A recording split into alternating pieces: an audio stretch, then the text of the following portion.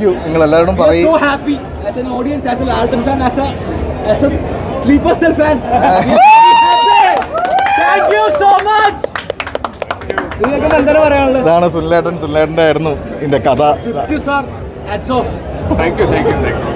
ഒത്തിരി സന്തോഷം. നിങ്ങൾ നമ്മുടെ ഫീഡ്ബാക്കിനേക്കാൾ ഉപരിയായിട്ട് കണ്ടവരുടെ ഫീഡ്ബാക്സ് എടുക്കൂ. നമുക്കിത് അറിയില്ല, കോൾസ് ഒക്കെ വരുന്നു, എന്താണ് സിറ്റുവേഷൻ അറിയില്ല.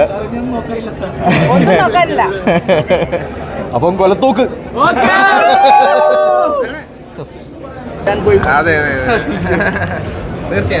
തീർച്ചയായിട്ടും വളരെ നല്ലൊരു എന്താ പറയുക, തരുൺ ഒരു മാജിക് തന്നെ ക്രിയേറ്റ് ചെയ്തു. ലാൽ സാറിനെ വെച്ച് ലാൽ സാറിനെ വിളിച്ചിരുന്നു. എന്താ കിട്ടുന്നത്? നല്ല അഭിപ്രായം, എല്ലാവരും നല്ല അഭിപ്രായം. സാർക്ക് വീഡിയോ കോൾ വിളിച്ചിരുന്നു, രാവിലെ റിലീസിന് മുമ്പ് വിളിച്ചിരുന്നു. എല്ലാം അടിപൊളിയാകുന്നു പറഞ്ഞു. ഇപ്പം വീഡിയോ കോൾ ഗംഭീരം. Thank you. ഇറങ്ങിക്കോട്ടെ, നിങ്ങൾ എല്ലാവരും സൂപ്പർ സൂപ്പർ സൂപ്പർ. പ്രതീക്ഷിച്ചിരുന്ന മോഹൻലാൽ കരഞ്ഞു, ചിരിച്ചു, വിഷമിച്ചു, സങ്കടപ്പെട്ടു, എല്ലാം ചെയ്തു. Tarun Moorthy did a very good job. Pulimurugan, Drishyam, പിന്നെ കിരീടം, ഈ 3 പടത്തിലുള്ള ലാലേട്ടനെ നമുക്ക് തുടരെ കാണാം. ഇതിൻ്റെ സ്റ്റോറി ഡയറക്ഷൻ തരുൺ മൂർത്തി എന്ന സംവിധായകൻ്റെ ഒരു ഒന്നാം നിര സംവിധായകൻ്റെ ആ ലെവലിലേക്ക് തരുൺ മൂർത്തി എന്ന സംവിധായകൻ എത്തിയിട്ടുണ്ട്. പിന്നെ കാസ്റ്റിംഗ് സൂപ്പറായിട്ടുണ്ട്. സിനിമ എന്ന് പറഞ്ഞു കഴിഞ്ഞാൽ ഇൻ്റർവ്യൂ ശേഷം നമ്മളെ ആകാംക്ഷയുടെ കൊടുമുടിയിലേക്ക് കൊണ്ട് എത്തിക്കുന്ന ഓരോ നിമിഷം പോലും നമ്മളെ ഭയങ്കരമായിട്ട് മാനസിക സംഘർഷം ഉണ്ടാക്കുന്ന ഒരു പടമാണ്. സൂപ്പർ. റെസ്പോൺസിലൊക്കെ ഭയങ്കര ഹാപ്പിയാണ്. അതെ, തരുണൊക്കെ ബാക്കി വരുന്നുണ്ട്. ഇതിപ്പം ലാലേട്ടൻ്റെ സ്റ്റാർഡവും ആസ് എൻ ആക്ടറും രണ്ടും ഉപയോഗിച്ചൊരു പടമാണ്. അപ്പോൾ അതിൻ്റെ ഒരു എക്സൈറ്റ്മെൻറ്റും അതിൻ്റെ ഒരു രസവും അതിൻ്റെ ഒരു അഴകുമൊക്കെ ഉണ്ട്. എന്തായാലും നിങ്ങൾ കണ്ടിട്ട് പറ. അത് നിങ്ങൾ പടം കാണാം. പിന്നെ ലാലേട്ടൻ ഏത് കഥാപാത്രമാണെങ്കിലും ഈസി ആയിട്ടല്ലേ ചെയ്യുന്നത്. എന്നാലും ഓക്കെ, ഞാൻ അങ്ങോട്ട് വരുന്നുണ്ട്. ഹൈപ്പ് വളരെ കുറച്ചുണ്ടായിരുന്ന കാരണം കിട്ടിയില്ലേ? എന്താ പറയാ, നിങ്ങൾ എല്ലാവരും പടം പോയി കാണണം. ഗംഭീര സിനിമയാണ്. ലാലേട്ടൻ്റെ മാസും എല്ലാവരും നിങ്ങൾ സിനിമ കാണും. ഒത്തിരി സന്തോഷം. കണ്ടില്ലേ എല്ലാവരും?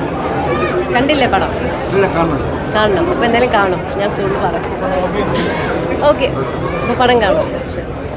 ആഫ്റ്റർ 15 ഇയേഴ്സ് എല്ലാവരും കൂടി ആഫ്റ്റർ 15 ഇയേഴ്സ് ലാൽ സാറും ശോഭന മാമിൻ്റെ ഒരു കോംബോ വരുന്നത്. And it was a nice experience. അവരുടെ chemistry was the main thing. It's all about Lalettan ഇങ്ങനെ അടിപൊളി ആക്ഷനിൽ വരുന്ന ആ ഒരു ത്രില്ല് എനിക്കൊന്ന് ഫാൻസിനൊക്കെ അത് ഇഷ്ടമാവും. പിന്നെ ഒരു സാധാരണ ലാലേട്ടൻ, നമ്മുടെ നാട്ടിൻപുറത്ത് കാണുന്ന ഒരു അച്ഛൻ, ഒരു ഹസ്ബൻഡ്, ആ രീതിയിലുള്ള എല്ലാവരും കാസ്റ്റിംഗ് വാസ് റിയലി ഗുഡ്. വില്ലനൊക്കെ അടിപൊളിയായിരുന്നു. പിന്നെ കൂടുതൽ സസ്പെൻസ് പറയുന്നില്ല.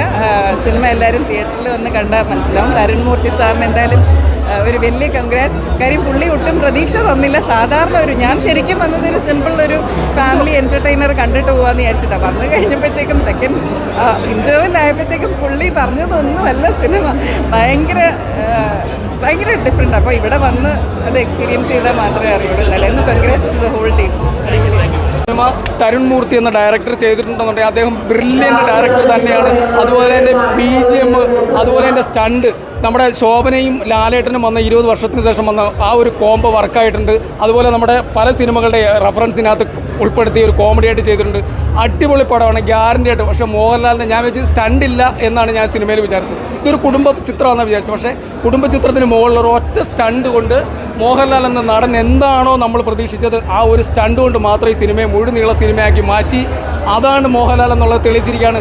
ഇത്രയും സിമ്പിളായിട്ട് അഭിനയിക്കുക, ഇത്രയും വിൻറ്റേജ് ആക്ടറായിട്ട് അഭിനയിക്കാൻ മലയാളത്തിൽ മോഹൻലാൽ അല്ലാത്ത ഒരു നടനുമില്ല.